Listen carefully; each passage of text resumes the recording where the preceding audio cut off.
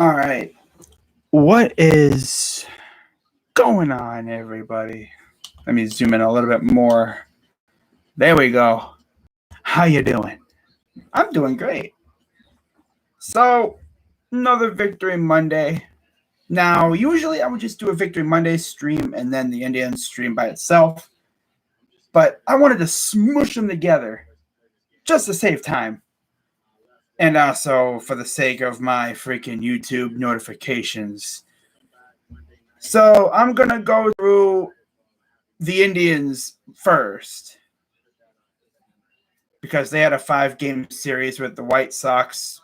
They wrapped up their home schedule for the year. Talk about them for a little bit. Why not? And then after that, I'm going to talk about this game against the freaking Bears. Safe to say we had a pretty fun weekend against Chicago teams, huh? So we're going to start off with the doubleheader against Chicago, the South Sider. Of course, we all know what happened in Game 1 of the doubleheader. They won 7-2. Aaron Bummer got the win over Savale.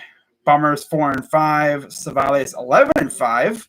I believe he will have one more start, maybe one or two if he's lucky. I think he'll have one more start left in him for this year. Lopez got the start for the game for the White Sox. He went 3 1/3. 4 hits, 2 runs, 2 earned, 4 Ks, 2 dingers. And then for Savale, well, let's just say they team off on him a little bit. Yegor Shinikov just scored for the Blue Jackets. How about that? Love to see it from the Russian sniper. That kid's going to be on the freaking main team by the regular season. That kid is just going insane, and I love it. Savale only managed to go 1 2/3 innings, 7 hits, 7 runs, 7 earned. Usually when you see sevens like that, side by side like that, in Vegas, that's good luck. That's great for you. That's jackpot. Well, we didn't hit the jackpot there. 2 walks, 3 Ks, 4 home runs given up. Yeah, bad start for him. And then the Indians would rebound in the second game of the doubleheader as the Indians actually had a chance to close the game out. We had Plesac on the mound, 5 1/3 innings, 6 hits, 2 runs, 2 earned, 1 walk, 4 strikeouts. They had Kopech starting, and he went 2 innings, 4 strikeouts. And then Wright Jr. came in there, went 2 innings, 3 hits, 1 run, 1 earned, 2 walks, 3 Ks. And, we managed to put 4 combined runs on Foster and Ruiz to get the win. They did all their damage in the 6th and 7th inning. We were up 1-0 until the 6th. They went up 2-1. We responded with 2 runs of our own. And then they went up, of course, 3-3. They tied it up because Clase could not get anybody out until late. And then Oscar Mercado walked it off with a dinger. And that would probably be the highlight of this series. And then we go into the third game of the series. We would lose 1-0 as this was, Stefan came in there. This was the start that I streamed. Bieber's first start back. 3 innings, 3 Ks. And then Stefan came in there and it just gave up the only run. That was it. The Robert home run was all that they needed. But going back to that walk-off real quick, Clase, 4-5 on the year, 1.35 ERA. Ruiz is 1-3 with a 3.14 ERA. And then you go to the third game, the one I streamed. I've already mentioned everything about it. 1 run scored. Cease got the win, 13-7. He essentially seized our offense. Stefan went 3. He's 3-1 for a 6.2 ERA. That's crazy though. With how bad he's been, he was 3-0. Wow. And then Hendricks got his 35th save of the year. Then we move on to the 4th game of the series. I'm sorry, this is the fifth game. No, this is the fourth game. Okay, fourth game. And yeah, we won 6-0. And from the looks of it, the White Sox were just completely out of it mentally, it seemed like, from what White Sox fans say. Lance Lynn took the loss. He's 10-6. Morgan got his fourth win of the year. This dude has really last couple starts and beat the Yankees and the White Sox. Like, that's a good moment. That's a good confidence booster heading into the offseason, you know? Get run support. I think he's only allowed, what, one run in his last two starts or something like that, too? Damn, Eli. Where was that at earlier in the year, you know? Love to see it from the kid. He might actually be able to make it on this team next year. I firmly believe that. But in terms of how we scored in this game, Jose struck again. Andres struck again, his fifth, and then a couple other RBIs and whatnot. No big deal there. But we win 6-0, and then to wrap up what was originally, I think this was on Fan Appreciation Day too, I think. Yeah, this was on Fan Appreciation Day, I'm pretty sure. So, hey, at least the team showed that they cared for the fans on Appreciation Day. That's good. And then what was supposed to be the final home game of the year, Giolito went out and did his thing. I'm not even really going to – well, actually, no, I completely almost overlooked the how masterful Eli was. Go through the box score real quick for that one. 6 innings, 1 hit, 1 walk, 6 Ks for Eli. Out of nowhere. Like, this dude just turns into an ace kind of guy out of nowhere for like one or two starts. And then if he can keep that up, we'll be good. So Lance Lynn, 6 innings, 7 hits, 6 runs, 6 earned, and then 6 Ks, 2 homers. Not a great start for him. And, of course, we know when Lance Lynn is not good on the mound, he will be very vocal. He's just like Hendricks. You know, they got 2 psychopaths in their pitching staff. That's crazy, man. They got 2 psychopaths, 2 guys who are very verbal. They're not afraid to let you know what they're thinking. They speak their mind on the mound. Definitely. Not going to say they're hotheads, but they're definitely lunatics. That's for sure. But yeah, Eli Morgan, 5.27 ERA. That's middle of the pack. Makes it look even better when he's beating these good teams. You know, when his stuff is on point, he's really good. And surprisingly enough, he didn't give up a home run in this game either. So good job. Good job, my guy. But yeah, Eli is 4-7. Lynn is 10-6. And then, of course, we talk about the last game of the series. Tristan McKenzie ran into trouble. 2 1/3 innings, 5 hits, 3 runs, 3 earned, 3 Ks, 3 walks. So a lot of threes. Now, usually, you know, 3 runs is not bad against this team. But it wasn't just him who gave up runs. Garza and Parker gave up runs too. They couldn't keep it a 3-2 game or whatever. And, of course, you know, it was 3-0. And then they gave up the runs, and then we finally decided to respond. Made it 5-2. So Giolito got the win after going 6 innings, 5 hits, 1 walk, 6 Ks. McKenzie takes the loss. He's 5-8. Giolito is 11-9. Damn, he has 9 losses. Sheesh. Hendricks got his 36th save of the year. He has a legit chance to get 40 saves on the year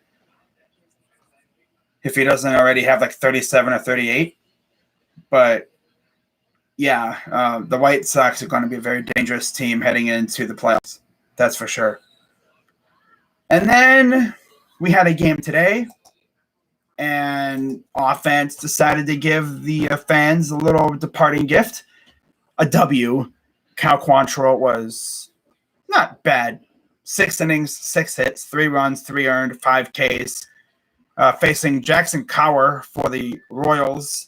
This was the makeup game from last week that Mother Nature decided not to have because she wanted to have one more home game 4 in the third innings, 7 hits, 5 runs, 5 earned, 1 walk, 4 Ks, 1 run. And Jackson will have an 11.28 ERA heading into his probable final start of the year at some point. Man, this is the final week of the regular season, too. That's crazy. But yeah, in terms of now, the best thing about this game was how the runs were for us. So, we scored 2, a ground rule double and a sac fly. And then Jimenez doubled a run in the bottom of the second. So Rosario Reyes in the first, Jimenez in the second. Ahmed went yard in the third. Bobby grounded out, scored a run in the fifth. Ahmed again in the sixth. And then, of course, against his brother, Bradley Zimmer takes Kyle Zimmer deep. I can only imagine the discussion at the dinner table in the offseason. They'd be eating dinner or whatever, hanging out. And then, let's say like Kyle's hanging with a girl or something. I don't know. And then Bradley's probably just chilling. Or let's say they're hanging out and then Brad will just probably go, so Kyle, who had a home run off you a couple of days ago? And he'd be like, I don't know. What do you mean? It's like, I hit a home run off of him. By the way, I'm better than him. I had a home run off of him. He struck me out the first time we faced off, but I've beaten him the last couple of times. I mean, there's no way you can come back from getting a dinger hit against you. There's absolutely no way you can come back from that if you're Kyle Zimmer. When it comes to going against your brother in the household, there's no way. I mean, he hit a dong off of you. He took you deep. I mean, yeah, you had him at the beginning with the strikeout, but then I think he's gotten to him the last couple times. There's no way. Now, they might even face each other again. That was just the last time he's beaten him at home, at our house. We face these guys again literally tomorrow. And it's possible the Zimmers will have a matchup coming up here real soon again. I'm sure they will meet again. But yeah, we end our home season with a W. That's nice for the fans. And now the next time the Indians will be playing, well, not the Indians, but the Cleveland team, the soon-to-be Guardians, will be playing at Progressive Field, will be March in 2022 against the Royals. Now, it'll be interesting to see what this team looks like. I mean, I've said on previous occasions that Antonetti has stated that payroll will go up, but I don't know by how much. How are they going to – because if I am the Indians front office, I'm trying to build up hype for this team. Now, I mean, there's going to be some hype. A lot of the boomers are going to be pissed about the name change. I'm interested to see how it goes. What's their, motto going to be? What are the jerseys going to be just like the old ones, but with Guardians on it? Are they going to make any changes to them? I don't know what they're going to do. But I'm just going to sit back, grab my popcorn, and get mad. Because that's what they're going to do. Boomers get mad at everything now, apparently. It's like, dude, it's just a freaking name. I mean, I'm going to miss the Indians, but I'm just happy we're getting rid of the boring, dull block C for hopefully a more like a Shield-esque C. Hopefully the logo will be less blocky and less bland. I mean, I think they released the logo a while back when they first announced the name change and everything, when the new name. I mean, it looks way better than what we have now, for sure. But let's talk about this series coming up real quick. As tomorrow, again, like I said, tomorrow, it'll be Savale against Brady Singer. And we faced Singer last week. Beat him up pretty good. I'm pretty sure. Either that or we lost. In fact, let me pull up our schedule just to see how we did against them last week. But yeah, what's going on? Dog at the Chiefs losing. Don't see how we're not number one in the AFC. Well, I mean, there's two undefeated teams left in the freaking conference. Can't even speak. My God. Ugh. You have the Raiders and the Broncos. They're undefeated. Until they lose, they're number one by default because they actually have no losses. We should be 3-0 too, but we shot ourselves in the foot. We didn't just shoot ourselves in the foot. We shot ourselves in the face. It's like you're looking down the barrel of a gun like, what's that in the gun? And then all of a sudden, you just blow your eye out or something. That's what we did. We were like trying to look in there to see what's in there. And then, bam, pull the trigger and we just shot ourselves in the face. Too many times. Yeah. Fumble, the muff punt. Yeah. Those are probably the two costliest ones. And then, of course, the interception at the end. We shot ourselves in the foot twice and then in the face one time. But you look at what we did, last week against Kansas City. We've essentially had a lot of success against them as of late. In fact, we started the month of September with a sweep of Kansas City. That was in Kansas City. And then, so we split with Kansas City. We lost the doubleheader, and then we won the individual games. So we got a split off of them. I believe we lost to Singer. I think he was one of the doubleheader pitchers. I'm pretty sure he was. Either that or we beat him. Let me see about this one game right here. Oh, no, that was Lynch. I think we lost to Brady. That's right. We lost to him. But, yeah, this is the final time that we're facing Kansas City, known as the Indians. Like I said, next time we face these guys at Progressive Field, we will be the Guardians. It's going to be interesting.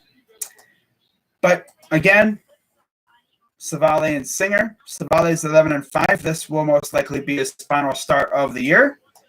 3.90 ERA, 92 strikeouts. We'll see if he can eclipse 100. Brady Singer, 5-10, 4.72 ERA, 131 strikeouts.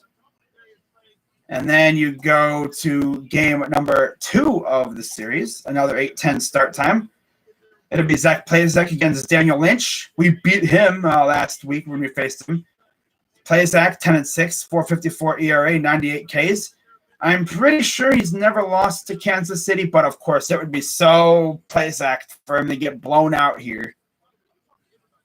And then Daniel Lynch, 4-6, 5.40 ERA, 53 strikeouts. So again, Plazak's trying to go for 100 strikeouts. I think he'll get there unless he has one of his usual Plazak starts where he'll just implode in the first inning. But I think he'll be all right. And then we go to the final game, I believe, of the series. It'll be the Beebs on the mound for the final time this year. Yeah, he came back for just 2 starts, I guess. I guess it's more or less he came back so we can have a regular off season and he can kind of get confidence going into next year. Because if you were shut down this year, the last memory for you would be losing to Seattle, I believe, when you got injured. At least you have a couple more outings than you. He's at 133 strikeouts. The way I see it, if he had not gotten hurt, he would probably have double-digit wins, around 200 strikeouts, because that dude was on a mission in June. But yeah, he'll be pitching in the final game as the Indians in Kansas City. And then, of course, I believe that was a 3-gamer. Yep. And then, of course, the day after, we go on October 1st to Texas. For our final series ever, known as the Indians. That's crazy. After that series against Texas, the next time you see this team, they will be called the Guardians. New logo, new jerseys, new identity, new everything. But enough of that. Let's talk about this football game, shall we? Real quick. Now, heading into this game, Bears fans were fairly confident that they would be able to beat us. And I could understand it because you look at what our defense has done the last 2 weeks prior to this game. We couldn't stop the running quarterbacks, the scramblers. And for some reason, it's like, did Matt Nagy just not watch the tape of what Tyrod and Mahomes did to us? Because this dude, did he watch Ohio State tape at all either? Like, did he not know that Justin Fields has wheels for legs and he can escape the pocket and he can bootleg them out, roll them out, get them out of the pocket, especially when you got man eaters on our front four that now we know freaking ate him alive. You had old man Jason Peters, what was left of him anyway, trying in vain, trying to block Myles Garrett. There was even one time my dude Peters was on the ground on all fours. I guess he stumbled or something, trying to block Myles. And Myles was just like, excuse me. He just like sidestepped him a little bit and then said, hey, Justin. Bye, Justin. It's like, oh, bro, Jason Peters, you need to retire, my dude. You just need to go bye-bye. You need to go bye-bye, you know? Yeah, you need to go bye-bye. He needs to retire. He was good with the Eagles and stuff. They called him the bodyguard. You know, that was his nickname in Philadelphia. I'm pretty sure that's still his nickname, the bodyguard. Well, my dude, you weren't doing a very good job of guarding Justin's body. You were not a very good bodyguard. You might be the worst bodyguard ever. You were getting abused. 4.5 sacks, and they were all against you. Not to mention, freaking Ifedi, Jermaine Ifedi got abused a couple times by Clowney. JOK got in there. Malik Jackson got in there. Man, it was like a madhouse. It's like we were having a party in the freaking backfield half the time. You watch it, like by the time Fields would snap the ball, he had like 0.7 some seconds to throw it. And that's no time at all. He had no time at all to throw the ball, you know? And got to have better blocking. And they didn't have that. They did not have that one bit, you know? So, you look at what happened, and one stat really stuck out to me. 47 yards by the Bears. I believe that's how many passing yards they had. Maybe total yards. 1 net passing yard. That 47 yards or 46 yards that we allowed, the fewest since, get this, 1946. The date on the pitch on the jerseys, that's from when those jerseys were worn originally. Like, that's like a modern version of those jerseys that we wore. 1946. So it's like we wore those jerseys and we went back to 1946 and except our defense was just eating them alive. I mean, damn. In my days as a Browns fan, from what I can remember, that might have been the most dominant defensive performance in terms of defensive line play ever. And I've seen some pretty decent games from our defense. I've seen games where we're forcing hella turnovers and stuff, but in terms of just getting to the quarterback, my God, they were living in the backfield. Every time Justin Fields would take a snap, he'd be like, set high.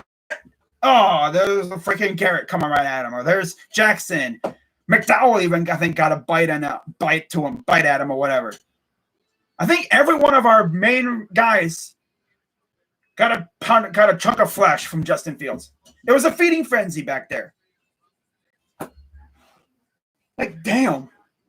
Malik, Tech, even Tech McKinley got a bite. Oh, my God.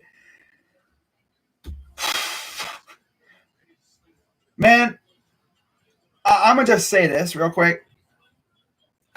We do this every week, which I know we're not going to do. We're not going to do that every week, but something like it. If Myles is living in the backfield every week, my dude's gonna break the Browns single season sack record by week 10. If he's doing that every week. And then a little preview to who we face next week. We face the Vikings next week in Minnesota. So for the first time in essentially 3-4 weeks, we're not facing a scrambling quarterback, but they have a great offense, though. They don't have a good scrambler. Kirk Cousins is not a scrambler, but he can, I guess, escape. But, yeah, I mean, Rashad Hill or Christian Darrisaw will have the task of blocking Myles Garrett. So are you going to give a rookie the task of trying to block Myles Garrett? They're not Tunzel or Orlando Brown. And on the other side, it'll be most likely Brian O'Neill guarding against Jadeveon Clowney. And what really made me happy, Joe Woods got his head out of his you-know-what. He got ballsy. I see he grew apparently, yesterday, and he started to kind of send pressure. I think it really helped that you had Myles and Clowney and them getting to the quarterback every freaking snap. That probably gave him confidence, like, oh, we can get to the quarterback now. Okay, well, let's just send the heat. Let's turn up the heat here. Let's get after this rookie. And look what they did. They got after him. They got after him a lot. I think Myles had like 7 pressures. Clowney, I think, had 8. And 25 combined snaps apiece. The defense was only out there for 45 snaps. That's easy work for them. I bet you a lot of them were probably like, damn, that's it? 45? We had the ball 40 minutes. Our offense was always on the field. You love to see it. That's the key to success right there. Defense goes out there, beats them up for 3 plays or whatever, goes strutting off the field. Offense is out there for a nice long drive. We score, give the ball back to them. Defense goes out there, bam, boom, bam. 3 plays. They go strutting off the field, and then so on and so forth. That'll take a toll on you. In fact, let me take a look at this real quick. Let's take a look at these stats for the Vikings. Of course, I'll get more in-depth with all the Viking stuff tomorrow when I do my preview. But this is like a little early dip into the Vikings and just to, see what they're doing. Dude, honestly, no offense to Andrew Billings, he might be out of a job soon. I think he has a cap hit. That might be the only thing that's keeping him here. I mean, I wouldn't even be mad if we traded him at this rate. But Malik McDowell, what a gem we found. I'm going to end this in probably another minute or so, but I'm just going to end it with this. Malik McDowell is an absolute gem piece that Andrew Berry found. Dude did not play a single snap in his career. He's had off-the-field issues like crazy. He comes here, and it's like he just feels the vibes. Like he's getting the positive vibes, and he's just like, I can make it big here. I can flourish here. And look what he's done. He's a freaking wrecking crew. And I love, Billings is a good player. It's just I think he's a little too big. Maybe came in a little overweight, just a tad. He didn't even play last week against the Bears. He did not get any piece of Justin Fields. He was active, but he didn't play. That's tough. When everyone else is getting a bite of Justin Fields and you're not, that's tough. You're that from the dinner table. You're sitting over there in the living room. Everyone else is just feasting on him, and you're just like, I should get I should be able to, get some soon. And then the game's over, and it's like, damn, I didn't get any. Maybe that'll motivate him a little bit. But let's take a quick peek here at our opponent for this upcoming weekend, the Minnesota Vikings. They beat the Seahawks 30-17. And they should be 3-0, but the kicker sucks. Greg Joseph, of course. Go figure. So they should be 3-0, but they're 1-2. Kirk Cousins went off against little Russell Wilson and the Seahawks. He went off against their defense. He threw for 323 yards. Madison had 112 yards. Jay Jett had 118 yards in receiving. They went crazy. They went absolutely nuts.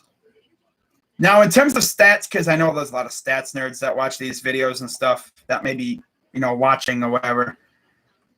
In terms of stats and stuff here, this is what I'm going to end with. You look at their team stats, and this is going to be the big one right here. Sacks. How good is their offensive line against us? So sacks, 5. They've given up 10. And you're thinking, oh, that can't be right.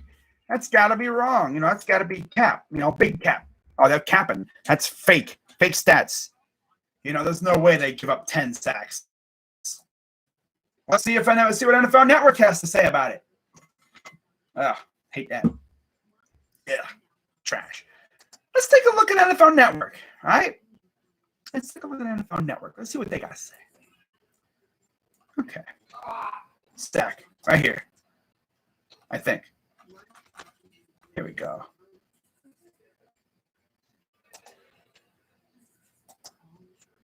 Jets offense, 15 sacks. Yikes. You go down. Where are the Vikings at? That's weird. They're not even on here. Oh, here they are. 5. Oh, no, they've given up. Have they given up 5 or do they have 5?